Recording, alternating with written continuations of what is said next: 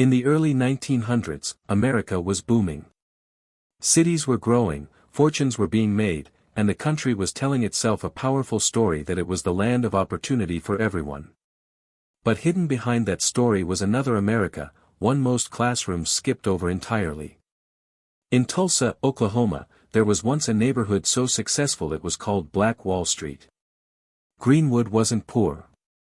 It wasn't struggling. It was thriving.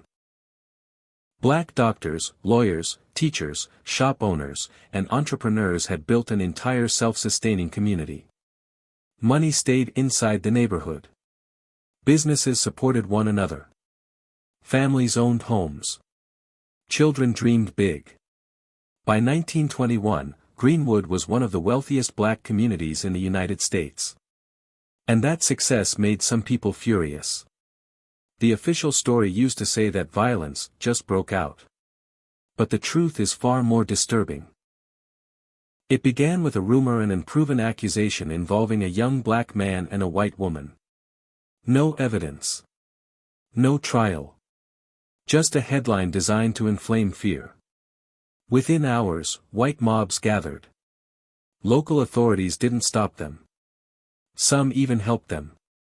What happened next was not a riot. It was an attack. Over the course of 2 days, armed mobs burned Greenwood to the ground. Homes were looted, businesses destroyed, churches turned to ash. Airplanes, yes, airplanes were reportedly used to drop incendiary devices.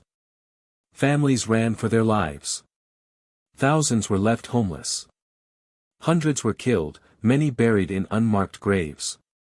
And then something almost as shocking happened.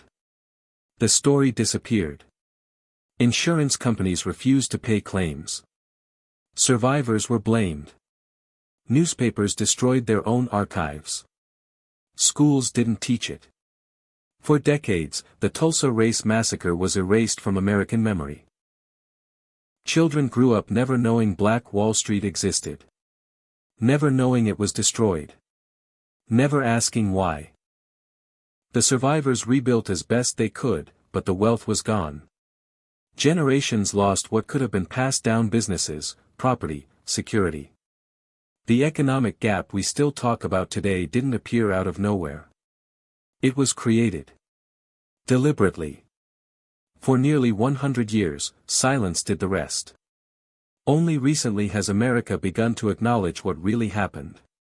Mass graves are still being uncovered. Families are still waiting for justice. And many Americans are hearing this story for the very first time, not in school, but online.